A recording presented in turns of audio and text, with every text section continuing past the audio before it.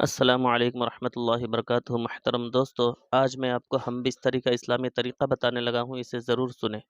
سوال: ہم بستری کے شرعی طریقے کی وضاحت فرمائیں۔ جواب: بسم اللہ الرحمن الرحیم۔ فتویٰ: مباشرت کا شرعی طریقہ یہ ہے کہ جب شوہر مباشرت کا ارادہ کرے تو مباشرت سے پہلے عورت کو مانوس کرے، یعنی تیار کرے، اور بوس و کنار، ملاعبت وغیرہ جس طرح ہو سکے اسے بھی مباشرت کے لیے تیار کرے، اور اس بات کا ہر مباشرت کے وقت خیال رکھے فوراً ہی صحبت شروع نہ کرے، بوقت صحبت قبلہ کی طرف منہ یا پیر نہ کرے، اور جتنا ہو سکے پردے کے ساتھ صحبت کرے، کسی کے سامنے حتیٰ کہ بالکل ناسمجھ بچے کے سامنے بھی صحبت نہ کرے، اور بوقت صحبت بقدر ضرورت سطر کھولے۔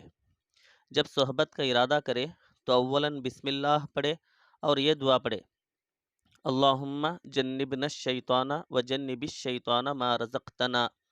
دعاؤں کا ضرور اہتمام کرے، ورنہ شیطان صحبت میں شریک ہو جاتا ہے اور بچے پر شیطانی اثرات ہو جاتے ہیں۔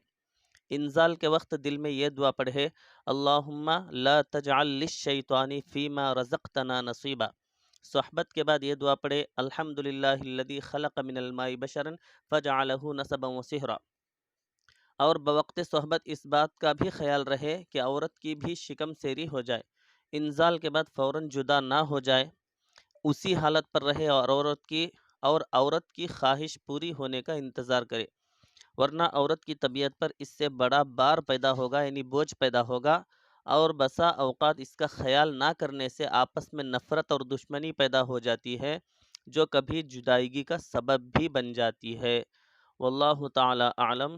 دارالافتاء، دارالعلوم دیوبند۔ آج کے لیے بس اتنا ہی۔ دعا کریں کہ اللہ تعالی ہمیں عمل کی توفیق عطا فرمائے۔ السلام علیکم ورحمۃ اللہ وبرکاتہ۔